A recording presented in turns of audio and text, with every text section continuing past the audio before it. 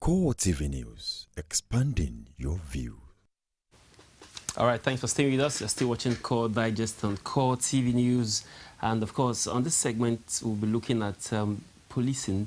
A lot of people have called for state police, and then some people have called for some different kind of security to enhance the security system of the country and, of course, the states. And today I have a group with me in the studio. They are community policing and, of course, Vigilante group of Nigeria. And on the program today, they will tell us a lot of things they do that a lot of us are not aware. And in the studio, I have Amos Igun. He's an assistant commander, Lagos State. And of course, I also have Emmanuel Aisire, as the Lagos State Deputy Commander, Admin, as well as Julius Namari, Operation Officer. Good to have you on the program. Thank you very much. I'm sure a lot of people will be surprised to see Vigilante group of Nigeria on uniform. This is actually my first time of seeing you people. Now, quickly, what exactly is the Vigilante group of Nigeria, and what do you guys do? Let me start from you, Commander. Vigilante group of Nigeria is a non-governmental organization. Just as you said, there are quite a lot of people who have think that vigilante, once you mention vigilante, they think you are talking about night watchmen and things of that nature.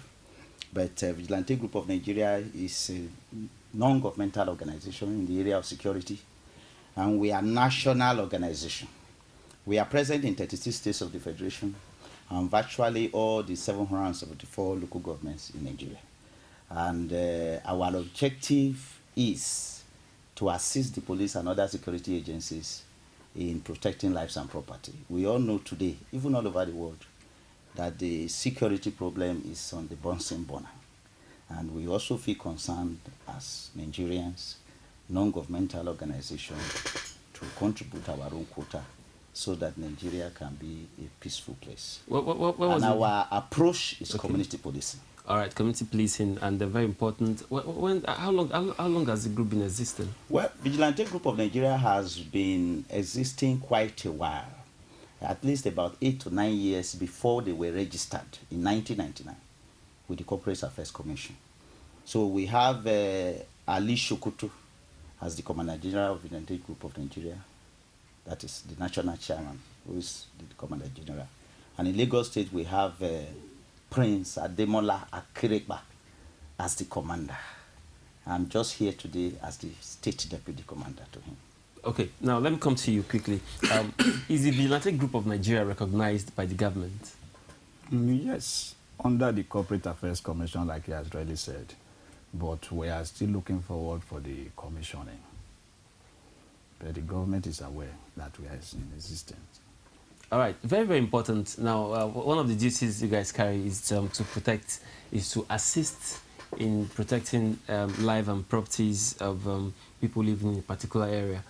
What kind of weapon is permitted for, or what kind of ammunition do the Vigilante group use, or which one is permitted for them? When you talk of ammunitions, the issue of ammunitions, we have not been registered, like I told you, commissioned by the federal government.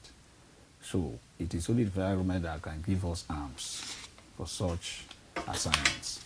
As at now, we are securing the communities based on the communities, because we have men on ground in all the communities. When we have any serious case, we do call the police. So we are to inform the police where there is anything that looks suspected. Now, in addition to that, let me add something to that. Vigilante Group of Nigeria, you know, every society has a solution to its problems. Even before the white man came, we have our own way of securing our environments. So the Vigilante Group of Nigeria, our approach is multidimensional. That is the richness of our approach, so to speak. There are people, we know there are traditional methods of keeping security, and we combine it with the orthodox methods of security. So what are the orthodox methods? The orthodox methods is having arms, ammunition, having weapons, having equipment, and so on and so forth. But probably not sophisticated ones? Both sophisticated and non-sophisticated, they still belong to the orthodox. But traditionally, our people still have their own way of keeping security. That means, what you're saying, in other words, is that Vigilante Group have you have your own arms, but probably not a sophisticated one? Not just having our own arms that are not sophisticated. You see, I continue to put it, quote unquote, traditional form of security. Like arrow? There are, for instance, there are what we call African satellites. Okay. That they can use to monitor events here. Don't forget that Vigilante Group of Nigeria is a grassroots organization.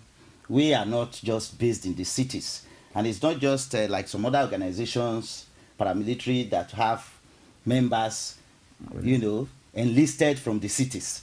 It's a grassroots organization. And so you have members who have this kind of African science, so to speak, who combine it with the orthodox. So even among our groups, we still have people who have, you know, used the orthodox, that is, they have guns, they have weapons, they have collected licenses, we have them. But not all members that have access to these weapons. So, like, for instance, in Vigilante Group of Nigeria, we have some special groups, we have anti-robbery groups, we have special squad where you have a few persons that hold such arms. So when there are their cases, they are called upon to use. All right, quickly, Mr. Julius. Now, let me come to you. As it stands now, is an NGO, I guess. Yes. How do people join, and what, as a member, what's the benefit? Yes, like he rightly mentioned, we are non-governmental organization for now, and because women in Nigeria love security, and most of the things we use or get to substantiate our movement is gotten by philanthropists in Nigeria. Like what they were saying before, now, you know, our services is not just like every other security organization. We are proactive in our operation. We don't allow crime to be committed before we stop it. We stop crime before it's committed. Unlike other security aspects that will wait until crimes are committed before they go into it. When we are moving on the operation and see things, we stop it before it's really committed. That has also given us edge over other security agents. And because of the nature of vigilante, like local militia, you know, we are positioned in the localities we live. So much so that we know the criminals within us. And these criminals, of course, are not spirits. We know them. They know us. But because police are posted from far and wide to communities where they don't know anything. For instance, a policeman in Bauchi posted to this place, what will he know about this community? That is why we are calling on the federal government to commission this organization as a local militia to enable us fish out to these criminals that police cannot get at. In fact, if you go to the dictionary meaning of vigilante, you will see that it succeeds where police cannot succeed. It goes more beyond what they are doing. So actually, we are complementing the effort of police in Nigeria. We don't keep criminals. We arrest and hand over to police. And in most cases, they are taking the glory because we've not been commissioned. Okay, now this brings us to this. What you said sounds very similar to what a lot of people have been clamoring for, some state governors and even some local governments. Now, it's about the state police. What's your take on state police? At this point, if the Vigilante group is doing this, now, do you think state police is necessary? You see, like the issue of the state police or no state police, I don't think it can work in Nigeria. The reason is that when you talk of state police, you should expect that the politicians will use them. That is number one. If I'm a governor of a state, I have my policemen. I'm expecting to win every elections because I will use them for an election. Apart from that, you expect the governor to use them to clamp down on people. That is about that. But you talk about the community policing. What we are doing in essence is that we make sure that as you are living within a street, we have about 6 officers or 7 within that street. So we know those. I'm just using that as a yardstick. May have about 20, 10, 15 on the street.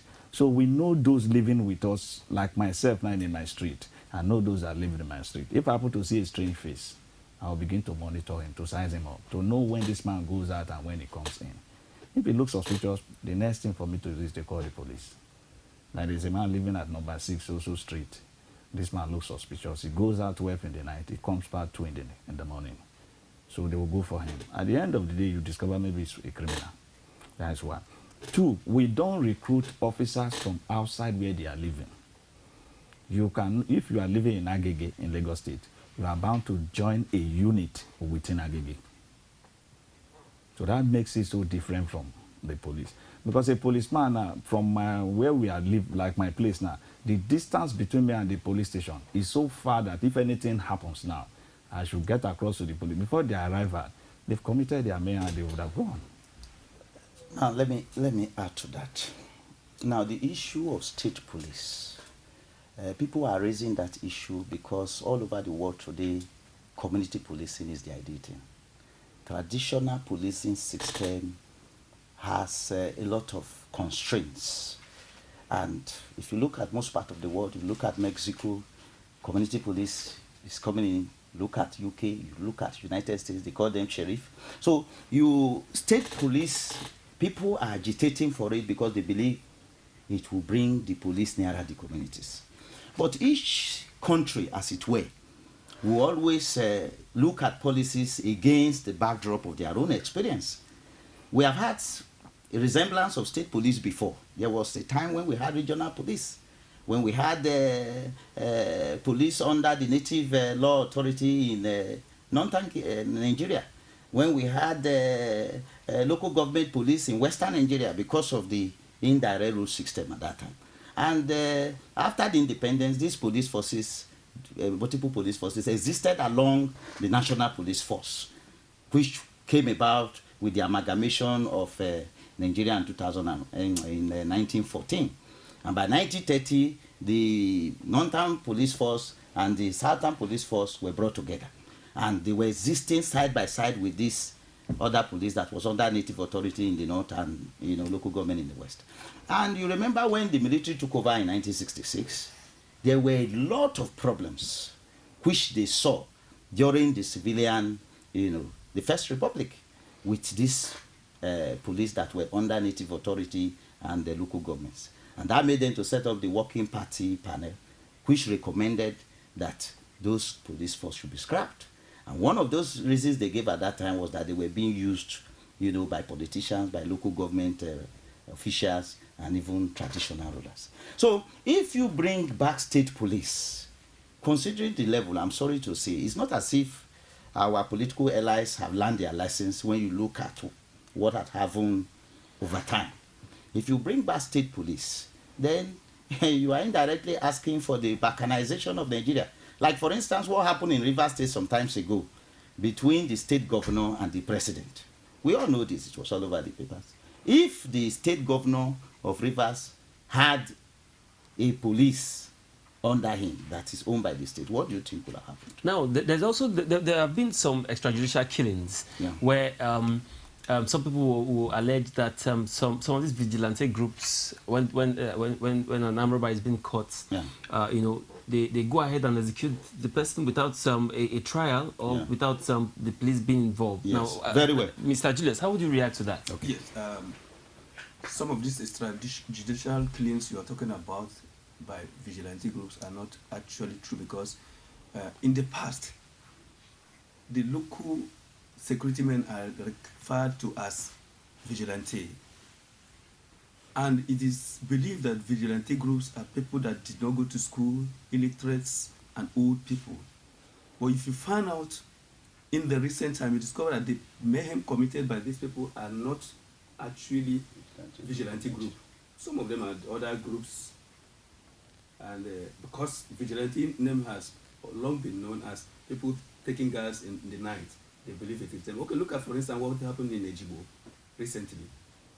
They claim it is vigilante. Of course, if you look at the pages of newspaper, you see where we display such facts. We are not responsible for such things. And they were saying vigilante. It is not.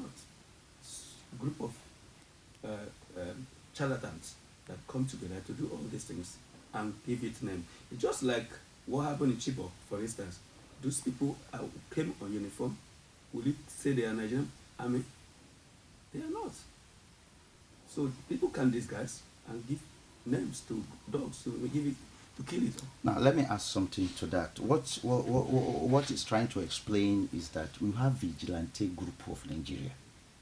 There are other mushroom vigilante organizations. Vigilante Group of Nigeria is a registered organization, which means it's law-abiding. It's a formal organization, and it's non-governmental, and that is why right now we work with the police. Now, what you were asking is that we have been making that effort. That's what we are saying, that the Vigilante Group of Nigeria has already established a platform. The platform is that we have already instituted community policing at the grassroots level, because it's a grassroots organization. And there are other mushroom organizations, some strict vigilantes, and so on and so forth all over the country. Sometimes in January, the commander and a few of us paid a visit to some places in Lagos State, Ikorodu and some other places, where you have other vigilante organizations. And the attempts we are making haven't realized that there are mushroom organizations like that. We want to bring them under Vigilante Group of Nigeria, where they will have benefit of formal training, some coordination, some enlightenment, and so on and so forth. Now, how do you differentiate the registered vigilante from the unregistered ones? The registered vigilantes are the ones under Vigilante Group of Nigeria. We are coordinated. We have uniforms. How do we differentiate them? That is why I'm saying. I said the Vigilante Group of Nigeria is under Ali Sokoto. We have our uniforms. We have our ID cards. There are other mushroom vigilantes. They are not registered in the streets. It's like the ones that happen in River State. Vigilantes of the villages and so on. You have them. We are saying that the government should throw support for us so that these various mushroom organizations can coalesce, can fall in, so that they can be coordinated, so that they can be organized, so that they can be trained, and then they can be more focused, so that we don't have isolated cases of brutalization and so on and so forth that is happening. Like the case in Ejigbo, we are making attempts already now. We are establishing a unit in Ejigbo because of that. When it happened, our unit was not in Ejigbo. And it happened with some group of people who were, working maybe with the Oba and so on, the Bale or whatever.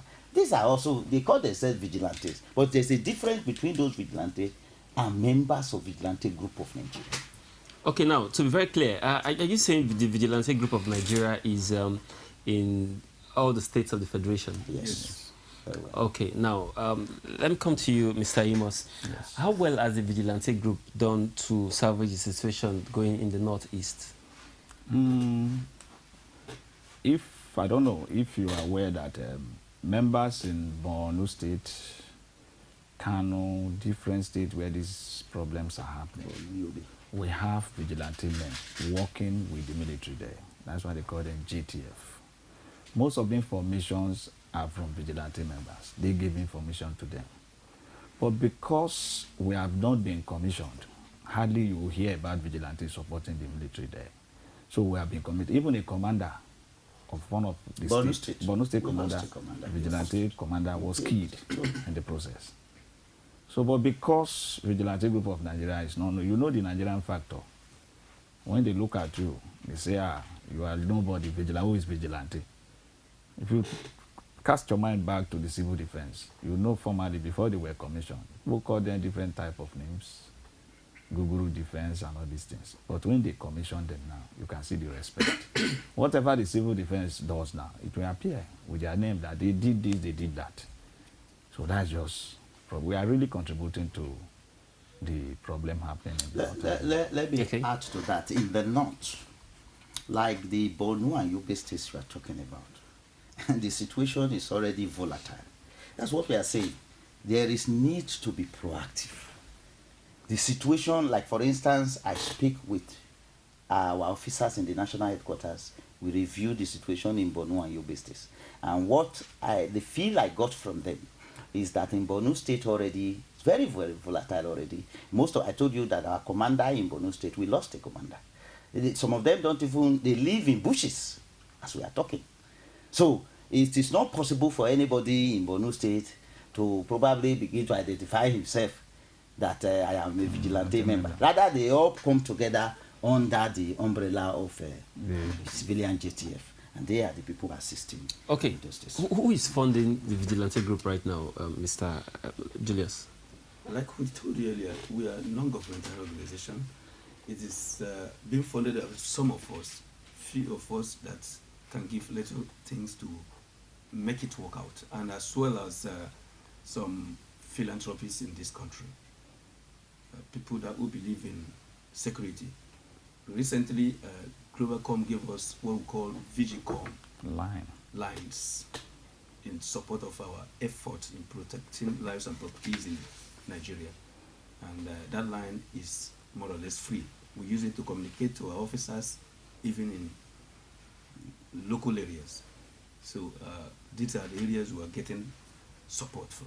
Now, according to some of the reports I have here, this one says Vigilante Group seeks free hands to fight insurgency category. This news was published on Monday, 28th of October in 2013. How true is this report? Have you guys ever asked for, a free hand to be involved in, fighting the insurgency?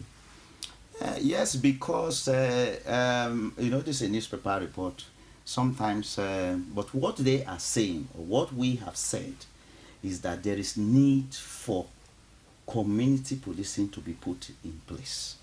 And we have set the braille, or we have set the pace already for community policing.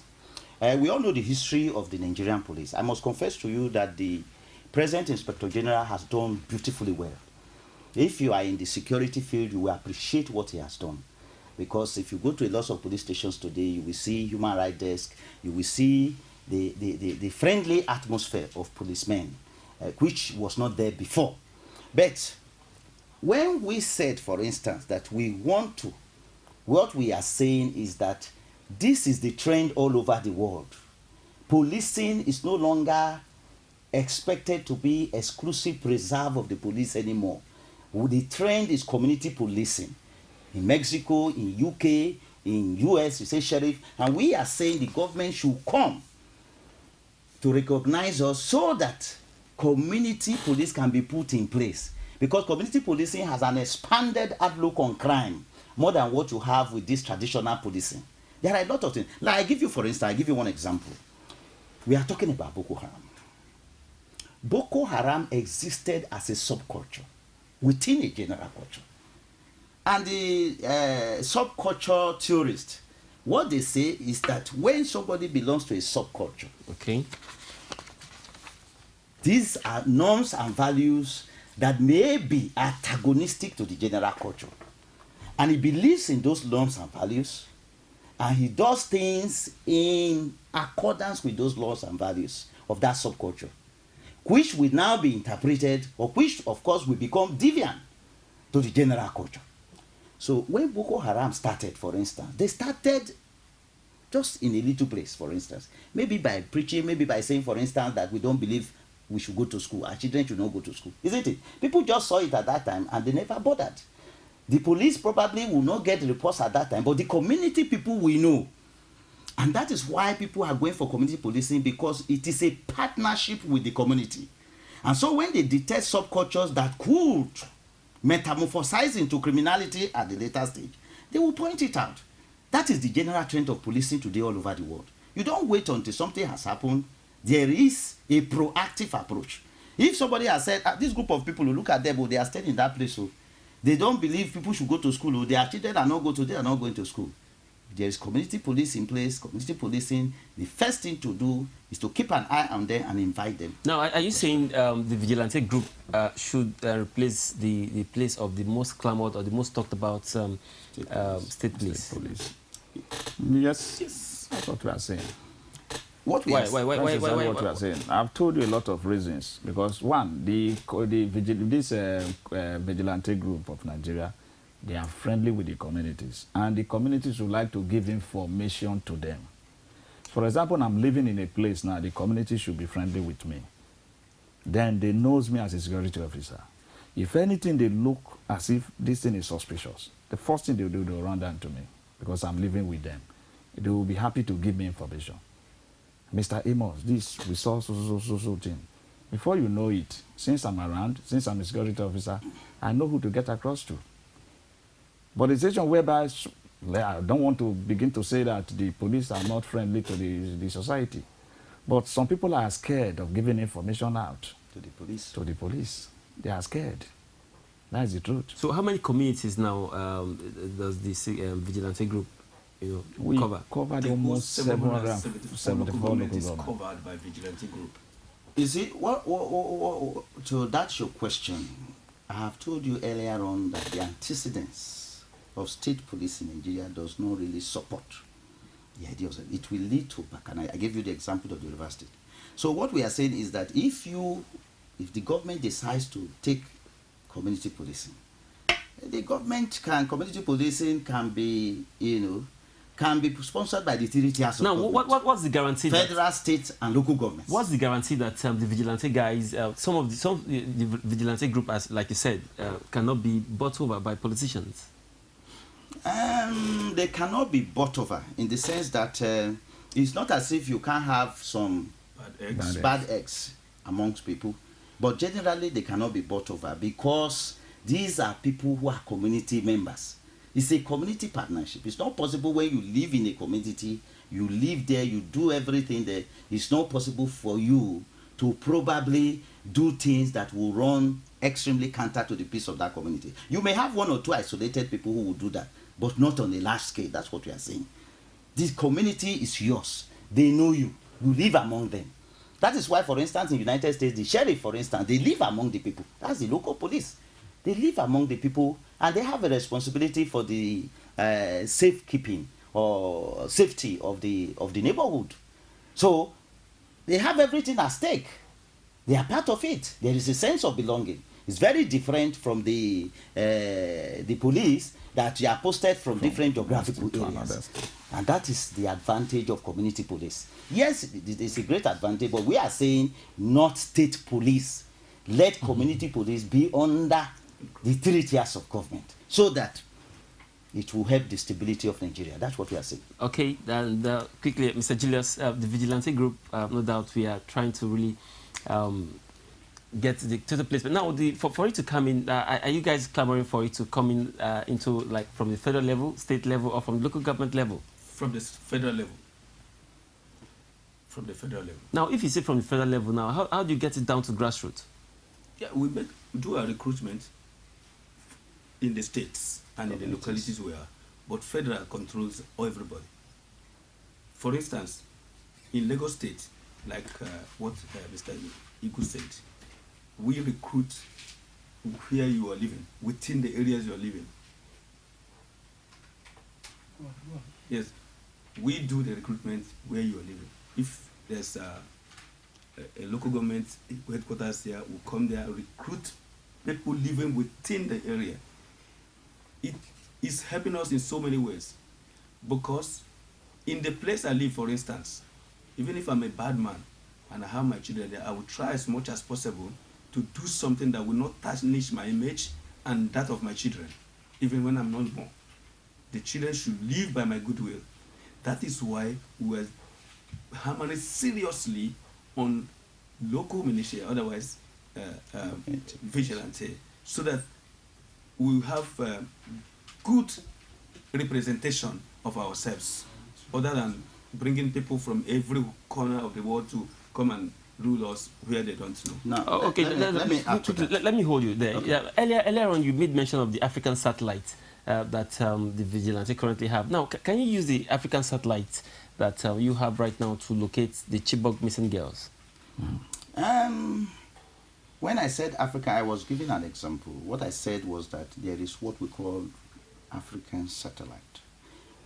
African satellite in the sense that if something is going to happen here, I said you might be able to tell you. I'm speaking for the group.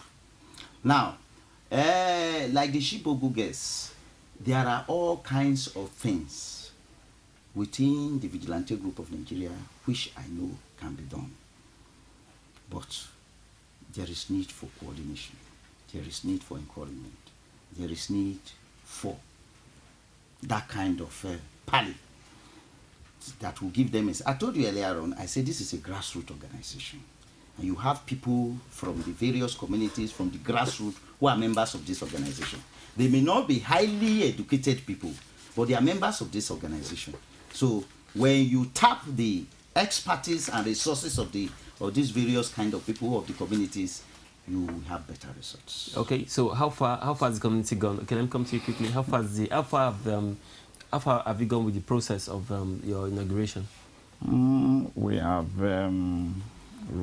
met with the National House of Assembly last 2 years, last 3 years. But you know, anything in Nigeria here, it takes processes. So we are still expecting that one of these days they will look at us and say, yes, we need these people. That's why your station, we need to collaborate with you. Because like what we are saying now, it's only you that can tell Nigerians what is really happening in Vigilante Group. Like you said before we started this program, that you've not heard about us before. That's what you said when we started. So thank God we are with you today. All we are asking for is for you to let Nigeria know that, yes, there is a way out from this problem we are having. We just expect the federal government to give it a trial. That's just it, to let them see. Okay. Mr. Julius, what will be your final take before we say goodbye to the program? Yeah, you see, if you are talking about Chibok issue, for instance, and what has been happening in this country, if we have to bring in our knowledge into it, I think to a very large extent it will reduce. For instance, if you are a governor of a state and when you are taking office, of course you will swear an oath, Bible, whatever. At the end of the day, if you are asked to come and swear with Ogu that you did not embezzle fund, Ogu that you know that will kill after 2 days, will you swear? You will not swear. But you will quickly swear with the Bible and Quran. That is why we say vigilante group with their combined tradition with Orthodox, and it is paying off properly. Okay, now that means combining the modern technology and Ogun, all of them together. No, not really talking. It's just an example. Citing an example. It's citing an example. All right, that was just on the lighter note. Thank you very much. I've been talking with Mr. Amos Sigun, Assistant Commander, Lagos chapter of the Lagos Vigilante Group, as well as Emmanuel Aisire, the State Deputy Commander Admin, and of course Julius Namiri, the Operation Officer, Lagos. Thank you very much for your time. And we really hope that federal government would, speed the process of. I think this whole exercise has made me to see the importance of the Vigilante group, because just like you rightly said, if we have these guys that lives among us, they should be able to point out the bad eggs. Yes. There are bad guys in every area. Like where I used to stay, there are some people that I know are bad guys, but I can't point them out. Yes. But with the help of Vigilante Group, it will facilitate it. Thank you very much. We hope to see more of you. My name is Brownson Wana. That's how far we can go on the program called Digest today. We'll be back again tomorrow. Tomorrow will be from 12 o'clock to 2 o'clock. Do join us then. On behalf of all my production crew, have a wonderful weekend.